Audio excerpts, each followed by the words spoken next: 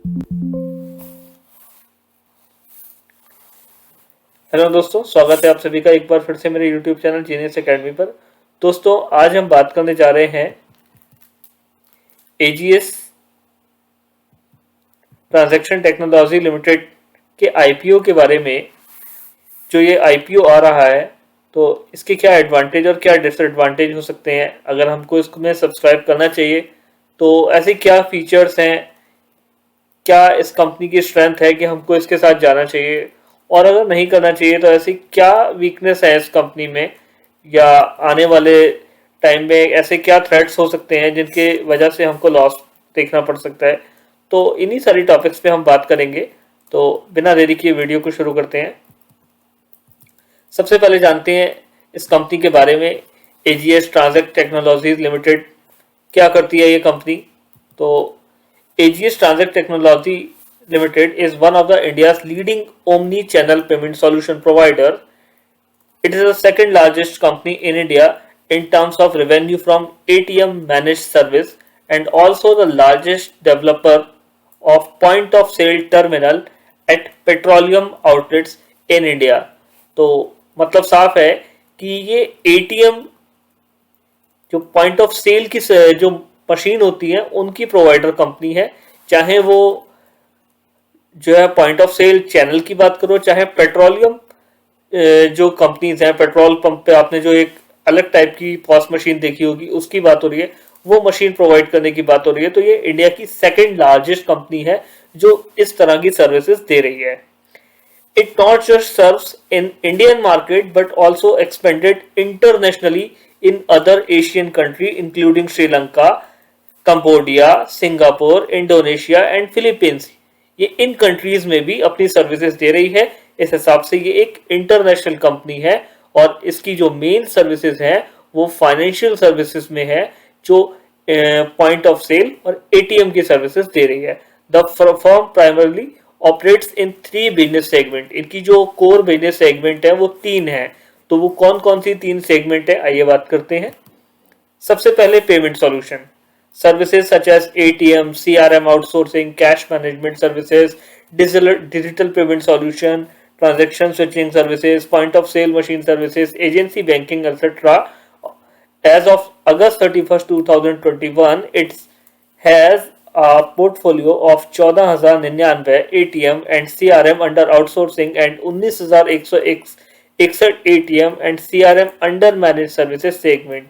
It has also deployed point of sale terminal at leading Indian petroleum outlet such as Hindustan Petroleum, Indian Oil Corporation, while Dr. Lal Pathlab, Patanjali Ayurvedic, RJ Corporation Limited, VRIPL Retail Private Limited, Organic India are the corporate clients। ये इसके corporate clients हैं, बड़े clients हैं जिनके अभी हमने नाम लिए। दूसरा जो इसकी कोर फील्ड है that is banking automation solution. ATM की जो हम बात कर रहे हैं, पॉइंट ऑफ सेल की जो हम बात कर रहे हैं, पॉइंट ऑफ सेल की हम बात करें तो as of August 31st 2021 AGS transaction है 50 प्लस बैंकिंग कस्टमर। इसके 50 बैंक से ज्यादा इसके कस्टमर हैं, जैसे ICICI bank, axis bank, HDFC bank, जो बड़े प्राइवेट सेक्टर के बैंक हैं वो इसके कस्टमर बेस में आते हैं। तो ये इसकी एक स्ट्रेंथ है। और number 3, other automation solution for customer and petroleum, retail and color segments such as system automation, product system integration, remote management and other services offering। तो ये इसकी 3 कोर फील्ड थी। Number 1 payment solution, number 2 banking automation solution और तीसरा other automation solution. ये 3 इसकी field की हमने बात की। आगे बात करते हैं। As of August 31st, 2021, it has installed a network of 2,21,066 merchant point of sale, 17,924 petroleum outlet, 72,000 ATM and CRM offering cash management services, 46,800 cash billing terminal and installed 88,521 color dispensing machine। The business serves customer in 2,200 city and town through 4,46,000 machine और customer touch points। तो ये थी इस company के बारे में detail जो ये कंपनी अभी तक कर रही है।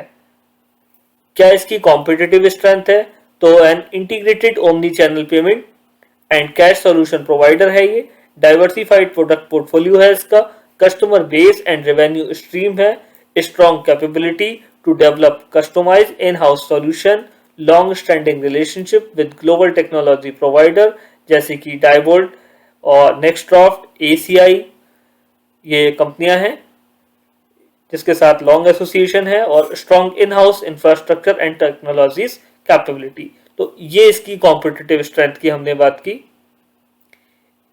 कंपनी के प्रमोटर्स कौन है? तो mister Ravi B Goyal and Vineha enterprises private limited are the companies promoter. Company के फाइनेंशियल्स पे अगर हम बात करें तो ये एक इंपॉर्टेंट फैक्टर जहां हमको इस आईपीओ में इन्वेस्ट करने से पहले ध्यान देने की जरूरत है, क्योंकि अगर हम फाइनेंशियल्स की बात करें तो देखिए फाइनेंशियल्स में आप देखें 31 मार्च 2020 जहां इस कंपनी की टोटल एसेट 22,413.95 आंकड़ा मिलियंस में दिया गया है। तो टोटल एसेट की हम बात करें 22,413 जो 31 मार्च 2021 को बढ़ के 29,138 हो जाता है, और 31 अगस्त 2021 तक का डेटा उपलब्ध कराया है कंपनी ने, जो थोड़ा और इंक्रीज होकर 29,170 पे पहुंच जाता है।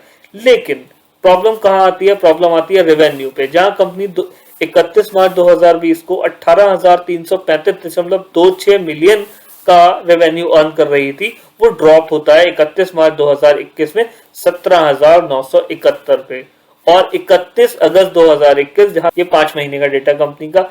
लेकिन रेवेन्यू की अगर हम बात करें तो रेवेन्यू 31 मार्च 2020 830.14 प्रॉफिट, 31 मार्च 2021 547.92 प्रॉफिट। लेकिन अगले 5 महीने के जो फाइनेंशियल्स कंपनी ने प्रोवाइड किए उसमें ये अपने प्रॉफिट को ड्रॉप करके माइनस में चले जाते हैं और लॉसेस सफर कर रहे हैं 121.05 मिलियन का। तो ये सबसे बड़ी प्रॉब्लम जहां कंपनी का रेवेन्यू डाउन हो रहा है। लास्ट ईयर के कंपैरिजन में 2021 में डाउन हुआ, और 21 के कंपैरिजन में एक अगस्त 21 में जो डेटा हमारे पास अवेलेबल है वहां कंपनी ने अपना पूरा पॉजिटिव रेवेन्यू ड्रॉप कर दिया और नेगेटिव जोन में आ गई। तो इसलिए हम इसको कह सकते हैं यहाँ पर ये एक लॉस मेकिंग कंपनी हो जाती है। अब लॉस मेकिंग कंपनी के साथ जाना, क्या पेटीएम जैसी गलती तो नहीं कर बैठेंगे हम? क्योंकि पेटीएम के भी जो फाइनेंशियल हमारे सामने थे वो यही थे कि वो कंटिन्यू लॉस मेकिंग कंपनी थी। आइए आगे बात करते हैं। ऑब्जेक्टिव ऑफ द इशू, आसान भाषा में कहें तो केबीसी में पूछा जाने वाला सवाल, इतनी बड़ी रकम का आप क्या कीजिएगा? The IPO aim to utilize the net proceed of the following objective to carry out an offer for sale by selling shareholders. ये एक ऑफर फॉर सेल है, जैसा हमने स्टार्टिंग में ही पढ़ा था। तो यहां पर जो है शेयर होल्डर्स को सेलिंग की जा रही है, और to realize the listing benefit of equity share on the stock exchange. Company चाहती है कि उसको उसकी लिस्टिंग हो जाए, वो स्टॉक एक्सचेंज पर आ जाए, और जो लिस्टिंग के बेनिफिट्स एक कंपनी अवेल करती है उन बेनिफिट्स को कंपनी अवेल करना चाहती है। ये इसका सेकंड ऑब्जेक्टिव है इशू लाने का। बात करते हैं आईपीओ की डिटेल की। तो देखिए आईपीओ के जो डिटेल है हमारे सामने है। आईपीओ 19 जनवरी 2022 को आ रहा है और इसकी एंडिंग है 21 जनवरी 2022, और 21 जनवरी 2022 को सब्सक्रिप्शन क्लोज हो जाएगा। यानी कि आप इसको अगर सब्सक्राइब करना चाहते हैं तो इस पीरियड के बीच में आपको अप्लाई करना होगा। ये एक बुक बिल्ड इशू है, फेस वैल्यू 10 रुपए पर शेयर होगी। आईपीओ का प्राइस 166 रुपए से 175 रुपए के बैंड में होगा, और इसका जो लॉट साइज है वो 85 शेयर का है। यानी अगर आपको मिनिमम एक लॉट लेना है तो एक लॉट में आपको 85 शेयर लेने होंगे, जिसकी एवरेज 14,000 कुछ रुपए आ रहा है अगर आपको एक लॉट लेना है तो। और लिस्टिंग इसकी बीएससी और एनएससी पे होने जा रही है।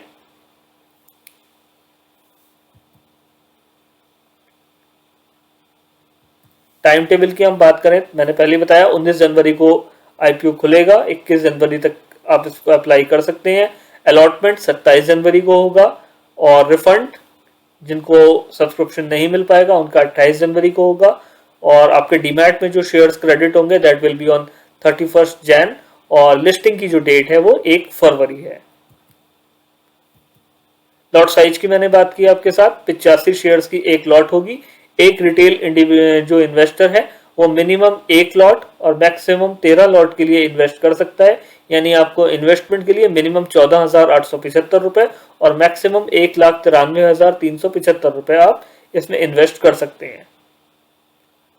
प्रोमोटर्स की होल्डिंग की हम बात कर रहे हैं यहाँ पर, तो प्री इशू शेयर होल्डिंग जो प्रोमोटर्स की थी वो दैट विल बी 98.23% और पोस्ट होल्डिंग जो होगी आईपीओ के बाद वो प्रोमोटर्स की 66.07% रह जाएगी। अब हम बात कर रहे हैं स्ट्रेंथ और वीकनेस की कंपनी के बारे में, क्या इसकी स्ट्रेंथ है क्या वीकनेस है। तो इस आईपीओ को अब हम रिव्यू करेंगे। The company that has been planning a maiden float since 2010 is finally entering in the capital market with its offer for sale। ये कंपनी सन 2010 से फाइनेंशियल मार्केट में आने की कोशिश कर रही थी कैपिटल मार्केट में, और अभी फाइनली ऑफर फॉर सेल के जरिए ये जो है कैपिटल मार्केट में आ रही है, इसकी लिस्टिंग होने जा रही है। Major point of concern were static top line for the last 3 fiscals, losses incurred for the 5 months of financial year 2022. Based on financial parameter, the issue is fully priced। जी हाँ दोस्तों, ये fully priced आईपीओ हमको लग रहा है देखने में, क्योंकि इसके अंदर कहीं भी कोई डिस्काउंटेड प्राइस नहीं है जहां पर बहुत सारी ऐसी उम्मीदें हो कि हाँ एकदम से लेने के बाद बहुत अच्छे मार्जिन आने की उम्मीद है। ये एक फुल्ली प्राइस्ड आईपीओ है। However, considering bright prospectus of the segment going forward, cash surplus risk seeker may consider an investment with a long-term perspective। अगर long term perspective के हिसाब से आपका प्रोफाइल है या आप रिस्क सीकर इन्वेस्टर हैं तो आप इस आईपीओ के साथ जा सकते हैं जहां आपको लॉन्ग टर्म में प्रॉफिट बनते नजर आएंगे। Why to invest in ASG Transact Technology IPO? बात करते हैं इस कंपनी की स्ट्रेंथ के बारे में, क्यों हमको इस कंपनी के आईपीओ में इन्वेस्ट करना चाहिए। तो सबसे पहले here are the positive factor in the company, what are those? तो number 1, company is one of the leading omni channel payment solution providers in India. ये एक लीडिंग कंपनी है ओमनी चैनल पेमेंट सॉल्यूशन की। Number 2, it has diversified portfolio, good customer base and revenue stream. It has long standing relationship with global technology provider. Number 3, company has stable revenue in the last 2 years. Its revenues are at 1833.5 crore in financial year 20 to rupees 1797.1 crore in financial year 21। लगभग stable revenue company earn कर रही है last 2 financial year में। थोड़ा सा down हुआ है 21 में, लेकिन बहुत ज्यादा नहीं, तो हम इसे कह सकते हैं स्टेबल रेवेन्यू है।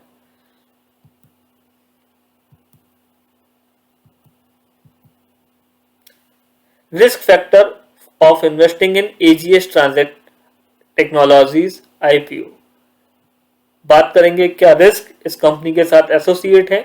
आप ध्यान दें क्योंकि ये एक इंपॉर्टेंट कंसर्न हो सकता है आपके लिए अगर आप इस कंपनी का आईपीओ सब्सक्राइब करना चाहते हैं। तो आईपीओ को सब्सक्राइब करने से पहले इन पॉइंट्स को खासा ध्यान दें।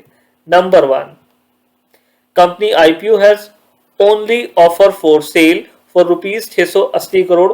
Offer for sale would go to selling shareholders and company would not get any money. जैसा मैंने पहले भी बताया कि ये एक ऑफर फॉर सेल है, यानी जो इस कंपनी के प्रमोटर्स हैं वो अपनी होल्डिंग को बेच रहे हैं। वो उन होल्डिंग को बेचने के बदले में जो पैसा मिलेगा वो उन प्रमोटर्स के पास चला जाएगा जिनके पास पहले से शेयर है। कंपनी की जेब खाली थी, खाली रहेगी, कंपनी के पास कोई पैसा नहीं आने वाला। Number 2, while the company has incurred profit in 20 and 21, it incurred loss for 5 months ending August 21. Investors should always invest in profit making company। Company ने लास्ट 2 ईयर में प्रॉफिट बनाए थे, लेकिन अगस्त 21 में कंपनी ने लॉस अर्न किया है, और लॉस को ध्यान में रखते हुए एक इन्वेस्टर को हमेशा प्रॉफिट मेकिंग कंपनी में ही इन्वेस्ट करना चाहिए। Number 3, company field first DRHP for IPO in 2010। Company ने पहला ड्राफ्ट रेड हेरिंग प्रोस्पेक्टस 2010 में फाइल किया था। However, could not materialize, लेकिन उस समय कंपनी मर्टिलाइज नहीं हो पाई। इट अगेन फिल्ड DRHP इन 2015। फिर से कंपनी ने draft red herring prospectus file किया 2015 में, और इस बार भी मिस कर दिया। फिर तीसरी बार कंपनी ने अपना आईपीओ के लिए 2018 में फाइल किया, लेकिन इस बार भी पब्लिक प्लेटफॉर्म पर नहीं आ पाई। Now in January 2022 it is coming to public, means it is the fourth attempt of the company to float IPO. ये कंपनी चौथी बार IPO लेके आ रही है और अब लिस्टेड होने जा रही है, तो हमको इस कंसर्न को भी ध्यान रखना होगा कि पिछली 3 बार ये कंपनी ड्रॉप हो चुकी है। COVID-19 pandemic has impacted the business. It is uncertain and can continue to have business impact in future too. जैसा कि साफ दिख रहा है बैलेंस शीट पे, कोविड की वजह से नंबर्स में कमी आई है, प्रॉफिट में कमी आई है, तो कोविड का जो पेंडेमिक है अभी खत्म नहीं हुआ है, इसकी वजह से भी आगे फ्यूचर में इस कंपनी की बैलेंस शीट पे इसका इम्पैक्ट दिख सकता है। Company derives a significant portion of its revenue from customer in the banking sector in India. Any adverse development in the growth of ATM or the uses can adversely affect company business.